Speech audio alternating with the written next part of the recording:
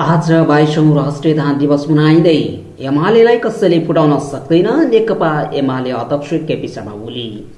पूर्व राष्ट्रपति भण्डारीद्वारा सक्रिय राजनीतिमा फर्किएको घोषणा। प्रधानमन्त्री ओली स्पेन प्रस्थान, प्रधानमन्त्रीको कार्यभार उप प्रधानमन्त्री सिंहले सम्हाल्ने। प्रतिनिधि सभाबाट नागरिकता दोस्रो संशोधन विधेयक 2082 पारित। विद्यार्थीले मुलुक बदल्ने सपना देख्नुपर्छ, शिक्षा मन्त्री पन्त। बाह्य ऋण पुँजी निर्माणमा खर्च गरिने अर्थमन्त्री पौडेलको भनाई। शिक्षकको आवधि बढुवाबारे शिक्षा समितिमा सहमति। हामी राष्ट्रिय पुँजी प्रवर्धन, सुशासन र समृद्धिको अभियानमा रहेको माओवादी केन्द्रका अध्यक्ष प्रचण्डको भनाई। एससीको पूरक परीक्षा साउन 29 गतेदेखि हुने। पाकिस्तानमा भारी वर्षापछि आएको बाढीका कारण 24 जनाको मृत्यु। गाजामा अर्को साता युद्ध विराम सम्भव रहेको अमेरिकी राष्ट्रपति ट्रम्पको भनाई। एएफसी महिला एसियन कप छनौटको लागि नेपालले आइतबार लाओससँग खेल्ने। थाइल्याण्ड ओपन करातेमा एरिकाले जितिन् स्वर्ण पदक। दर्शकवृन्द नमस्कार, गाउँले मिडिया.com को समाचार बुलेटिनमा यहाँहरूलाई हार्दिक स्वागत छ। म ऋषिराम राणाभाट। आज मिति विक्रम सम्वत 2082 साल असार 15 गते आइतबार, असार शुक्ल चतुर्थी तिथि। आज 22औं राष्ट्रिय धान दिवस। ईस्वी सम्वत सन् 2025 जुन महिनाको 29 तारिक, नेपाल सम्वत 1145। दर्शकवृन्द, आजको समाचार सुरु गरौं। आज 22औं राष्ट्रिय धान दिवस प्रसंगबाट। धान बालीमा सघनता, खाद्य सुरक्षा र आत्मनिर्भरता भन्ने नाराका साथ आज 22औं राष्ट्रिय धान दिवस तथा रोपाई महोत्सव देशभर विविध कार्यक्रमका साथ मनाइँदैछ। धान नेपालको प्रमुख खाद्यान्न बाली हो, जसको उत्पादन वृद्धिसँगै यसको आर्थिक, सामाजिक, सांस्कृतिक र धार्मिक पक्षमा पनि महत्वपूर्ण योगदान छ। हाम्रो देश नेपाल कृषि प्रधान देश भएकोले यहाँ परम्परादेखि नै असार 15लाई दही चिउरा खाएर मनाइने पनि गरिन्छ। किंवदन्ती अनुसार कपिलवस्तु जिल्लाको ऐतिहासिक स्थान टेलोराको राज्यमा राजा शुद्धोधनले सुनको हल्लुले खेत जोतेर धान रोप्ने प्रचलन चलाएका थिए। पछिल्लो समयमा भने कृषकहरूको श्रमको सम्मान गर्ने उद्देश्य अन्तर्गत कृषि मन्त्रालयले यो दिनलाई राष्ट्रिय धान दिवसका रूपमा मनाउन थालेको हो। नेपालमा 2062 सालदेखि असार 15लाई धान दिवसका रूपमा मनाउन सुरु गरिएको हो। नेपालमा आजको दिन धान दिवस विभिन्न प्रकारले मनाउने गरिन्छ। सरकारले सरकारी तर्फबाट यो दिवसलाई आफ्नो कार्यक्रमको आयोजना गरी मनाउँछ भने विभिन्न संघ संस्थाले विभिन्न कार्यक्रम गरी मनाउने गर्दछन् भने कृषि मन्त्रालयले विभिन्न कृषि कार्यक्रमहरूमा धान रोपाई गर्दै राष्ट्रिय धान दिवस मनाउने गर्दछ। मुठी रोपेर मुरी फलाउने दिनका रूपमा चिनिने आजको अधिकांश स्थानमा रोपाई गरी मनाउने गरिन्छ। विज्ञहरूका अनुसार वर्षामा हिलाम्य भएको शरीरलाई ऊर्जा दिने भएकाले दही चिउरा खाने चलन रहेको हो। कृषि प्रधान हाम्रो देशमा खाद्य सुरक्षाको प्रमुख आधारको रूपमा रहेको धान उत्पादनलाई महत्व दिँदै सरकारले असार 15लाई राष्ट्रिय धान दिवसका रूपमा मनाउन थालेको हो। यस दिन देशका प्रमुख पर्यटकीय सहरहरूमा विदेशी पर्यटकहरूलाई समेत सामेल गराई रोपाई गर्ने चलन पनि केही वर्ष अघिदेखि चलेको देख्न सकिन्छ। प्रधानमन्त्री एवं नेकपा एमालेका अध्यक्ष केपी शर्मा ओलीले नेकपा एमाले रक्तबीज चाहिँ भएको टिप्पणी गर्नुभएको छ। शनिबार काठमाडौँमा जननेता मदन कुमार भण्डारीको 74औं जन्म जयन्तीको अवसरमा आयोजित जब जका 3 दशक विश्व राष्ट्रिय गोष्ठीलाई सम्बोधन गर्दै उहाँले यस्तो बताउनु भएको हो। उहाँले एमाले रक्तबीज चाहिँ भएकाले एउटा माथि हमला गरे अरू धेरै राम्रा मान्छे एमालेमा जन्मिने बताउनु भयो। एमालेलाई फुटाउन कसैले खोजे त्यो सम्भव नरहेको चेतावनी पनि दिनुभयो। एमाले जब झपेर बस्ने नभई कार्यान्वयन गरिरहेको बताउनु भयो। नेकपा एकीकृत समाजवादीका अध्यक्ष माधव नेपाल प्रति लक्षित गर्दै पार्टीले दिएको सुविधा लिएर पार्टी फुटाउन लागेको बताउनु भयो। पार्टीकै सुविधा लिएर पार्टी फुटाउन लाग्नेहरूलाई लाज हुनु पर्दैन उहाँले प्रश्न गर्नुभयो। प्रधानमन्त्री ओलीले भन्नुभयो, नेकपा एमाले सबै गलत प्रवृत्तिलाई चिन्ने, तिनीहरूलाई पराजित गर्ने र सही विचार अघि बढाउने काम गर्दछ। त्यो सामर्थ्य नेकपा एमालेमा छ। यो रक्तबीज जस्तो छ। रक्तबीज एउटालाई काट्यो भने त्यसको रगत जति छरिन्छ त्यति धेरै रक्तबीज जन्मिन्थ्यो, त्यो त्यस्तै हो। यसलाई दबाएर यसलाई फुटाउँछु भन्ने पनि कसैले सोच्यो भने सम्भव छैन। प्रधानमन्त्री ओलीले नेकपा एमाले भकिमलाको काठ जस्तो कमजोर नभएको पनि बताउनु भयो। यसैबीच पूर्व राष्ट्रपति विद्यादेवी भण्डारीले औपचारिक राजनीतिमा फर्किएको घोषणा गर्नुभएको छ। मदन भण्डारीको जन्म जयन्तीको अवसरमा शनिबार काठमाडौँको प्रज्ञा भवनमा आयोजित कार्यक्रमलाई सम्बोधन गर्दै भण्डारीले आफू एमालेको राजनीतिमा फर्किएको घोषणा गर्नुभएको हो। त्यसका लागि आफूले पार्टी सदस्यता नवीकरण गरेको पनि भण्डारीले बताउनुभयो। पार्टी सदस्यता नवीकरण गरेको छु, एमालेको एक सदस्यको रूपमा पुनः जोडिएको छु उहाँले भन्नुभयो। पार्टीमा फर्किएपछि आफ्नो विशिष्ट आकांक्षा नभएको पनि उहाँले बताउनुभयो। पार्टी जिम्मेवारीमा फर्किएको घोषणा अघि भण्डारीले आफू राष्ट्रपतिबाट बाहिरिएको 2 वर्षको अन्तरालमा आफूले मैले देशका विभिन्न भागमा पुगेर मुलुकको सामाजिक आर्थिक विकासका बारेमा जनतासँग अन्तर्क्रिया र आफ्नै निवासमा पनि विभिन्न क्षेत्रका विज्ञ विशेषज्ञसँग भेटघाट गरेको उहाँले बताउनुभयो। यसबाट सामाजिक न्याय र समानतामा आधारित समाजवाद निर्माण गरेर जनतालाई सुखी र राष्ट्रलाई समृद्ध बनाउनु पर्ने दायित्व अझै पूरा भएको छैन भन्ने मेरो निष्कर्ष छ उहाँले भन्नुभयो। पार्टी राजनीतिमा फर्किएको घोषणा गर्दा भण्डारीले मदन भण्डारीको भनाइ सम्झिनुभयो। जननेताले भन्ने गर्नुहुन्थ्यो, जनता भनेका भगवान हुन्। साथै उहाँले भन्नुभएको थियो, राजनीतिमा ठक्कै भन्ने शब्दावली हुँदैन। आज तपाईहरूका बीचमा हुँदा मदनका यी भनाइहरू मैले पुनः स्मरण गर्दै यहाँ उल्लेख गरेको छु उहाँले भन्नुभयो। यी भनाइलाई आदर्श मानेर आफू समर्पित बनिरहने पनि भण्डारीले बताउनुभयो। राजनीतिक यात्रामा आशाका दिनसम्म आइपुग्दा मलाई राजनीतिक उतार चढावले धेरै कुरा सिकाएका छन्, बुझाएका छन् र अथप परिपक्व समेत बनाएका छन्। मलाई जस्तै विगतले अरूलाई पनि महत्त्वपूर्ण शिक्षा र अनुभव अवश्य दिएको छ। समयको पदसाहबलाई राम्रोसँग बुझेर त्यसलाई आत्मसात गरेर संयमतापूर्वक अग्रसर हुनुपर्दछ उहाँले भन्नुभयो। कार्यक्रममा एमालेका वरिष्ठ उपाध्यक्ष ईश्वर पोखरेलले पूर्व राष्ट्रपति राजनीतिमा फर्किएको विषयलाई लिएर अचम्मित हुन नपर्ने बताउनुभयो। उहाँले पूर्व राष्ट्रपति भण्डारी राजनीतिक व्यक्तित्व नै रहेकाले राजनीतिमा फर्किनु नौलो नभएको बताउनुभयो। पार्टीभित्र जिम्मेवारी दिने विषयमा भने अध्यक्ष केपी शर्मा ओली सहित सबैको सल्लाहमा हुने उहाँले बताउनुभयो। पूर्व राष्ट्रपति पोलिटिकल मान्छे हो, त्यसमा रुचि राख्नु उहाँको धर्म हो। के जिम्मेवारी लिने भन्ने कुरा सल्लाहमा हुन्छ उहाँले भन्नुभयो। संयुक्त राष्ट्रसङ्घको विकासका लागि वित्त सम्बन्धी 4औं अन्तर्राष्ट्रिय सम्मेलनमा सहभागी हुन नेपाली प्रतिनिधिमण्डलको नेतृत्व गर्दै प्रधानमन्त्री केपी शर्मा ओली शनिबार स्पेन प्रस्थान गर्नुभएको छ। त्रिभुवन अन्तर्राष्ट्रिय विमानस्थलमा प्रधानमन्त्री ओलीलाई उपप्रधान तथा शहरी विकास मन्त्री प्रकाशमान सिंह, गृहमन्त्री रमेश लेखक लगायतले प्रधानमन्त्रीलाई विदाई गर्नुभएको हो। स्पेनको सेभिल्लामा हुने international conference on financing for development of United Nations का लागि राष्ट्रसङ्घका महासचिव एन्टोनियो गुटेरेस र स्पेनका प्रधानमन्त्री पेड्रो सान्चेजको मैत्रीपूर्ण निमन्त्रणामा प्रधानमन्त्री ओलीको भ्रमण हुन लागेको हो। विकासका लागि वित्त सम्बन्धी यो सम्मेलनमा विश्वका सबै सरकारका नेताहरू, विश्व र क्षेत्रीय संस्था, वित्तीय र व्यापारिक संस्था, व्यावसायिक नागरिक समाज र संयुक्त राष्ट्र प्रणालीका सम्बन्धित प्रतिनिधि सहभागी हुने बताइएको छ। नेपालले अल्प विकसित साना र टापु मुलुकको आवाज समेत अगुवाई गर्दै सम्मेलनमा वकालत गर्नेछ। सम्पन्न मुलुकले गरीब र साना मुलुकका लागि गरेका लगानी प्रतिबद्धताको कार्यान्वयनका लागि पनि सम्मेलनमा छलफल हुनेछ। भ्रमणको अवसरमा प्रधानमन्त्री ओलीले सम्मेलनलाई सम्बोधन गर्नुहुनेछ। प्रधानमन्त्री ओलीले स्पेनका राजा फिलिप द्वितीयसँग शिष्टाचार भेट र स्पेनका समकक्षी सान्चेजसँग भेटवार्ता गर्नुहुनेछ भने विश्वका अन्य मुलुकका नेताहरूसँग साइड लाइन भेटवार्ता गर्नुहुने कार्यक्रम तय भएको परराष्ट्र मन्त्रालयले जनाएको छ।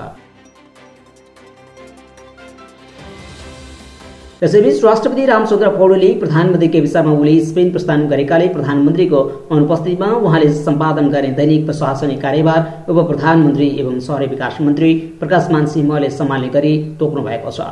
नेपालको संविधान बमोजिम प्रधानमन्त्रीको सिफारिसमा राष्ट्रपति पौडेलले उप प्रधानमन्त्री सिंहलाई प्रधानमन्त्रीको दैनिक प्रशासनिक जिम्मेवारी सम्हाल्ने गरी तोक्नु भएको राष्ट्रपतिको कार्यालयले जनाएको छ। प्रधानमन्त्री ओली स्पेनको सोभियामा असार 16 देखि 19 गतेसम्म आयोजना हुने राष्ट्रसङ्घीय विकासका लागि वित्त सम्बन्धी 4औं अन्तर्राष्ट्रिय सम्मेलनमा भाग लिन शनिबार साँझ त्यसतर्फ प्रस्थान गर्नुभएको हो। प्रतिनिधि सभाको शनिबारको बैठकले नेपाल नागरिकता दोस्रो संशोधन विधेयक 2082 पारित गरेको छ। गृहमन्त्री रमेश लेखकले बैठकमा पेश गर्नुभएको नेपाल नागरिकता दोस्रो संशोधन विधेयक बहुमतले पारित गरेको हो। विधेयकमाथिको छलफलका क्रममा उठेका प्रश्नको जवाब दिनुहुँदै गृहमन्त्री रमेश लेखकले नेपालको नागरिकता पाउनुपर्ने सबै नेपालीले नागरिकता पाउनुपर्ने बताउनुभयो। गृहमन्त्री लेखकले बैठकमा नेपालको वर्तमान विधानको मर्म र सर्वोच्च अदालतको निर्देशनात्मक आदेशहरूका आधारमा नेपाली नागरिक आमाबाट जन्मिएका सन्तानले आमाको नामबाट नागरिकता प्राप्त गर्ने व्यवस्थालाई सहज बनाउन नयाँ विधेयक ल्याइएको बताउनुभयो। यस्तै विधेयकले जन्मका आधारमा नागरिकता प्राप्त गरेका आमा वा बाबुका सन्तानले नागरिकता प्राप्त गर्न सक्ने तथा वैदेशिक रोजगारीका क्रममा विदेशमा जन्मिएका सन्तानले समेत आमाको नामबाट नागरिकता पाउन सक्ने व्यवस्था मिलाइएको गृहमन्त्री लेखकले बताउनुभयो। यस्तै प्रतिनिधि सभाको शनिबारको बैठकले सरकारको वार्षिक बजेट कार्यान्वयनसँग जोडिएका आर्थिक विधेयक 2082 र राष्ट्र ऋण उठाउने विधेयक 2082 पारित गरेको छ। प्रदेश सभामा प्रधान तथा अर्थमन्त्री विष्णुप्रसाद पौडेलले पेश गर्नुभएका विधेयकहरू बहुमतले पारित गरेको हो। विधेयकमाथिको छलफलका क्रममा उठेका प्रश्नको जवाब दिँदै अर्थमन्त्री पौडेलले कर नीतिमा स्थिरता कायम गरी लगानीको वातावरण बनोस् भन्ने उद्देश्यले करका दरहरूमा धेरै हेरफेर नगरिएको बताउनुभयो। अर्थमन्त्री पौडेलले अनौपचारिक अर्थतन्त्रलाई करको दायरा ल्याउने गरी करको दायरा विस्तार गर्ने, राजस्व चुहाट नियन्त्रण गर्ने लगायतका क्षेत्रमा सरकारले प्राथमिकता दिएको बताउनुभयो। अर्थमन्त्री पौडेलले उत्पादनमूलक क्षेत्रमा लगानी बढाउन, उद्योगी व्यवसायीहरूलाई प्रेरित गर्न केही क्षेत्रमा कर छुट र सहुलियतका प्रावधान राखिएको र आत्मनिर्भर अर्थतन्त्र पनि बताउनुभयो। प्रदेश सभाको शनिबारको बैठकमा पनि राष्ट्रिय स्वतन्त्र पार्टी राजसपा र राष्ट्रिय प्रजातन्त्र पार्टी राप्रपाका सांसदहरूको विरोधका बीच नै सञ्चालन भएको थियो। बैठक सुरु हुनसाथ राजसपा र राप्रपाका सांसदहरूले उठेर विरोध जनाउनुभयो। त्यसपछि सभामुख देवराज घिमिरेले बोल्न समय दिएपछि राजसभाका सांसद गणेश पराजुलीले सरकार र केही नेताले नै बिजुली भिसा प्रकरणमा संलग्नलाई संरक्षण गर्ने काम गरिरहेको आरोप लगाउनुभयो।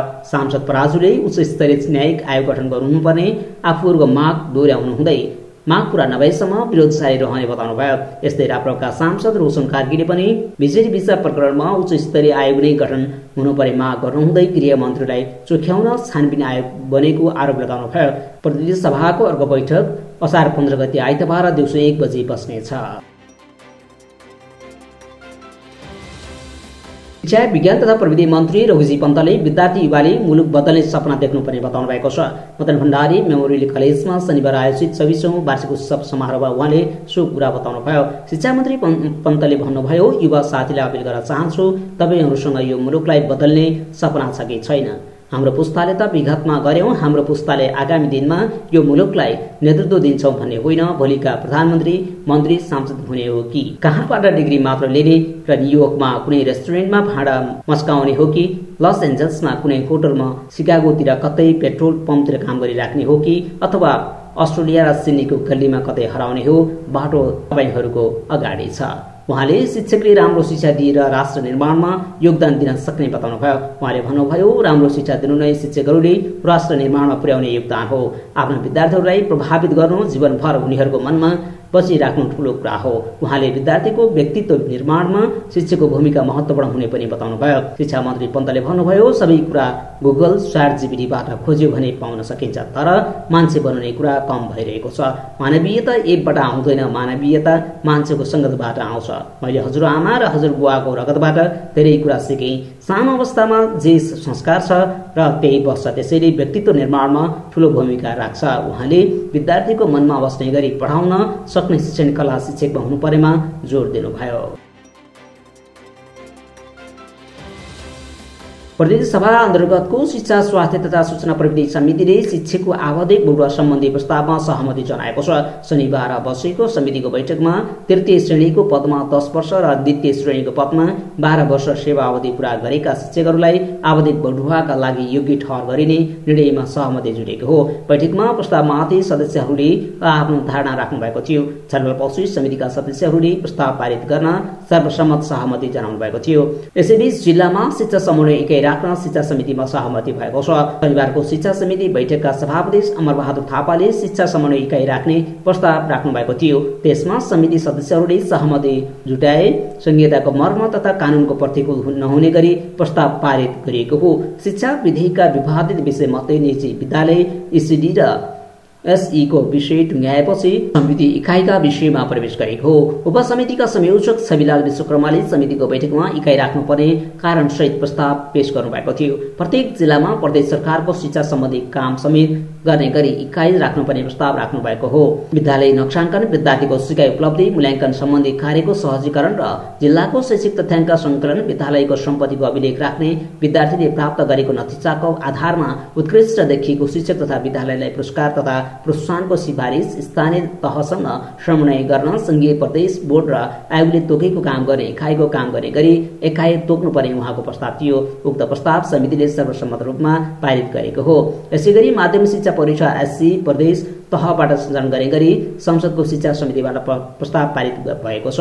विद्यालय शिक्षा विधेयकमा छलफलको क्रममा शिक्षा उपसमितिले आफ्नो प्रतिवेदनमा SC हटाउने प्रस्ताव गरेको थियो। SC हटाउन नहुने भन्दै शिक्षा मन्त्रालयले प्रस्ताव पेश गरेको थियो। त्यसमा समिति सदस्यहरूले आफ्नो धारणा राख्नु भएको थियो। उहाँहरूको धारणापछि SC प्रदेशबाट सञ्चालन गर्न दिने गरी प्रस्ताव पारित गरेको हो। कक्षा 10 अन्तिममा लिइने माध्यमिक शिक्षा परीक्षा प्रदेश स्तरबाट सञ्चालन गर्न दिने गरी प्रस्ताव समिति सभापति अमरबहादुर थापाले गर्नुभएको थियो। त्यसमा समितिको अधिकांश सदस्यहरूले पारित गर्नुभएको हो। प्रदेशबाट सञ्चालन गर्दै गर्दा राष्ट्रिय परीक्षा बोर्डसँग समन्वय गरेर काम गर्नुपर्नेछ। त्यस्तै प्रदेश कानुनको व्यवस्था भए बमोजिम हुने र त्यो नहुँदासम्म सङ्घीय कानुन अनुसार सञ्चालन गर्न बाधा नपुग्ने भनिएको हो। उक्त प्रस्तावमा शिक्षा मन्त्री रघुजी पन्तले यो संविधान विरोधी नभई यसले शिक्षाको गुणस्तर सुधार ल्याउने बताउनुभयो। नेपाल कम्युनिस्ट पार्टी माओवादी केन्द्रका अध्यक्ष तथा पूर्व प्रधानमन्त्री पुष्पकमल दाहाल प्रचण्डले राष्ट्रिय पुँजी प्रवर्तन, सुशासन र समृद्ध आफ्नो पार्टीको मूल मन्त्र भएको बताउनु भएको छ। नेपाल उद्योग व्यापार महासङ्घको सचिवालय बैठक तथा अन्तर्क्रियात्मक प्रशिक्षण कार्यक्रममा उहाँले आफू सरकारमा रहँदा देशको समग्र आर्थिक रूपान्तरणको लागि उत्पादनशील राष्ट्रिय पुँजीलाई प्रवर्तन गर्ने योजनाबद्ध प्रयास भएको बताउनुभयो। अध्यक्ष दाहालको निजी सचिवालयका अनुसार राष्ट्रिय पुँजी प्रवर्तनमा आफूले जोड दिएको र सुशासन कायम गर्नमा नै ध्यान केन्द्रित रहेको बताउनुभयो। जनजीविकासँग प्रत्यक्ष सरोकार भएका ठूला पूर्वाधार परियोजना अघि बढाइएको स्मरण गर्दै अध्यक्ष दाहालले भन्नुभयो, सरकारको नेतृत्व गर्दा हामीले हुलाकी राजमार्ग, मध्य पहाडी लोकमार्ग, उत्तर दक्षिण करिडोर लगायत परियोजनाको अवधारणा ल्यायौं। ती आयोजनाले जनताको जीवनस्तरमा ठूला परिवर्तन ल्याएका हुन्। रुकुम र बागलुङका जनताले मध्य पहाडी लोकमार्गले ल्याएको परिवर्तन अनुभव गरिसकेका छन्। हामीले 8वटा उत्तरी नाका खोल्ने निर्णय पनि गर्यौं, जसले एकतर्फी व्यापार निर्भरता कम गर्न सहयोग पुर्याएको छ। माओवादी केन्द्रका उपमहासचिव तथा पूर्व अर्थमन्त्री प्रसमान पुन र महासङ्घका समूह प्रमुख गंगा कार्कीले देशको आर्थिक विकासबारे मन्तव्य व्यक्त गर्नुभएको थियो। एससीको पूरक परीक्षा आउँदो साउन 29 गतेदेखि हुने भएको छ। शुक्रबार प्रकाशित नतिजामा सम्मिलित भई ग्रेड प्राप्त गर्न नसकेका र अनुपस्थित भएका सबै परीक्षार्थीले पूरक परीक्षा दिन पाउने भएका छन्। परीक्षा साउन 29 गतेदेखि भदौ 6 गतेसम्म बिहान 8 बजेदेखि 11 बजेसम्म हुनेछ। राष्ट्रिय परीक्षा बोर्डका अनुसार परीक्षार्थीले पुरानै प्रवेश पत्रबाट परीक्षा दिन पाउनेछन्। विद्यार्थीले नतिजामा चित्त नबुझेमा पुनर्योग गर्न र उत्तर पुस्तिका पुनः परीक्षण गर्न पनि सक्नेछन्। यसका लागि असार 23 गतेसम्म आवेदन दिन सकिने बोर्डले जनाएको छ। स्थानमा यो साता मनसुन सुरु भएपछि भएको भारी वर्षा र बाढीका कारण 12 बालबालिका सहित 24 जनाको मृत्यु भएको प्रकोप व्यवस्थापन अधिकारीहरूले बताएका छन्। पन्जाबको पूर्वी प्रान्तमा बुधबारदेखि अहिलेसम्म कम्तीमा 13 जनाको मृत्यु भएको पन्जाबको विपद व्यवस्थापन प्राधिकरणले शनिबार जनाएको छ। भारी वर्षाका कारण कम्पाउन्डका पर्खाल, घर तथा छाना भत्किँदा कम्तीमा 8 जना बालबालिकाको मृत्यु भएको छ। खैबर पख्तुनख्वाका अधिकारीहरूले पछिल्लो 24 घण्टामा भएको बाढी र पहिरोमा परि 11 जनाको मृत्यु भएको बताएका छन्। मृत्यु हुनेमा 4 बालबालिका र 3 महिला रहेका छन् भने अन्य 6 जना घाइते भएको प्रान्तीय विपद व्यवस्थापन निकायले जनाएको छ। उक्त निकायका अनुसार मृत्यु हुनेमा 10 जना उत्तर पश्चिमी स्वात उपत्यका थिए भने स्थानीय सञ्चार माध्यमका अनुसार उक्त इलाकामा अचानक आएको पहाडीले नदी किनारमा रहेका घर र त्यहाँ बसोबास गर्ने परिवारलाई बगाएको थियो। राज्य अमेरिकाका राष्ट्रपति डोनाल्ड ट्रम्पले गाजाको जटिल परिस्थितिमा सकारात्मक संकेत दिँदै आउँदो साताभित्र युद्ध विरामको सम्भावना रहेको आशा व्यक्त गर्नुभएको छ। इजरायलद्वारा समर्थन प्राप्त सहायता वितरण केन्द्रहरूमा बढ्दो नागरिक मृत्युका घटनाहरूलाई लिएर अन्तर्राष्ट्रिय समुदायको चासो बढ्दो छ। पत्रकारहरूको प्रश्नको जवाबमा राष्ट्रपति ट्रम्पले भन्नुभयो, हामीलाई लाग्छ अर्को साता युद्ध विराम सम्भव हुनेछ। पूर्व राष्ट्रपति जो बाइडेनको कार्यकालको अन्त्यतिर अमेरिकाको पहलमा गाजामा युद्ध विराम गरिएको थियो। सो युद्ध विराम मार्च महिनामा इजरायलले तोडेको थियो। त्यसपछिका 2 महिनाभन्दा बढी समय इजरायली पक्षले गाजामा खाद्यान्न तथा अन्य अत्यावश्यक सामग्री आपूर्ति पूर्ण रूपमा बन्द गरेको थियो। पहिले केही आपूर्ति अमेरिकी तथा इजरायली सहयोगमा स्थापना गरिएको गाजा मानवीय सहायता कोष मार्फत पुनः सुरु गरिएको छ। संयुक्त राष्ट्रसङ्घ तथा अन्य मानवीय संस्थाहरूले हालको सहायता वितरण प्रणालीप्रति गम्भीर चिन्ता व्यक्त गरेका छन्। संयुक्त राष्ट्रसङ्घीय राहत प्रमुख फिलिप लाजारिनाले भन्नुभयो, नयाँ सहायता प्रणालीले एक प्रकारको हत्या स्थलको रूप लिएको छ। नागरिक आफ्ना परिवारका लागि खाना खोज्दा गोली लागेर ज्यान गुमाइरहेका छन्। उहाँले यस्तो अवस्था अन्त्य गरी पूर्ववत संयुक्त राष्ट्रसङ्घको सहायता प्रणाली पुनः सञ्चालनमा ल्याउन आह्वान गर्नुभयो। एएफसी महिला एसियन कप छनौट अन्तर्गत समूह एफका खेलहरू आइतबारदेखि उज्बेकिस्तानमा सुरु हुँदैछन्। एसियन कप छनौट हुने लक्ष्यसहित उज्बेकिस्तान पुगेको नेपालले नयाँ प्रतिद्वन्दी लाओससँग खेलेर छनौट यात्रा सुरु गर्नेछ। नेपालका लागि यो एक खेल मात्र नभएर अन्तर्राष्ट्रिय महिला फुटबलमा ऐतिहासिक खेल समेत हुनेछ। अन्तर्राष्ट्रिय महिला फुटबल खेल्न थालेको 4 दशकमा नेपाली महिला टोलीले लाओससँगको खेलबाटै 100औं खेल पूरा गर्दैछ, जुन नेपाली महिला फुटबलमा अर्को कोसेढुङ्गाको रूपमा रहनेछ। छनौटको पहिलो खेल ऐतिहासिक खेलमा नेपालमा नवनियुक्त मुख्य प्रशिक्षक प्याट्रिक डी वाइल्डले पनि डेब्यू गर्दैछन्। यस खेलमा नेपाल लाओसलाई हराएर सुखद सुरुवात गर्ने लक्ष्यमा छ। खेल उज्बेकिस्तानको बुनोइदोकोरो स्टेडियममा नेपाली समयअनुसार साँझ 6:15 बजे सुरु हुनेछ। आइतबारै घरेलु टोली उज्बेकिस्तानले श्रीलङ्कासँग खेल्नेछ। यस समूहमा उज्बेकिस्तान सबैभन्दा बलियो टोलीको रूपमा रहेको छ। घरेलु टोली भएकोले उसलाई फाइदा पनि छ। उज्बेकिस्तानसँगै नेपाल समूह विजेता बन्ने दावेदार टोलीको रूपमा रहेका छन्।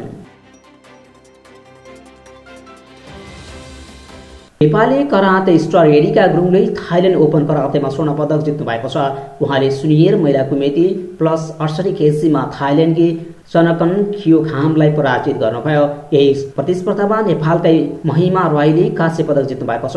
एरिका नेपालको लागि गत वर्ष एसियन सिनियर करातेमा ऐतिहासिक रजत पदक तथा केही साता अघि भएको कराते एक प्रिमियर लिगमा पनि ऐतिहासिक काँस्य पदक जित्नु भएको थियो।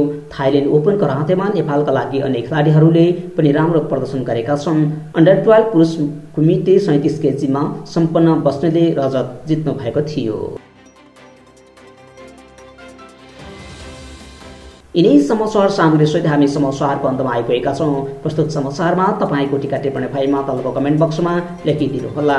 गाउँलेमीडिया.com को हाम्रो युट्युब च्यानललाई सब्स्क्राइब गर्न नबिर्सनुहोला। प्रस्तुत समाचार सामग्री मनपर्छ भने लाइक गरिदिनुहोला।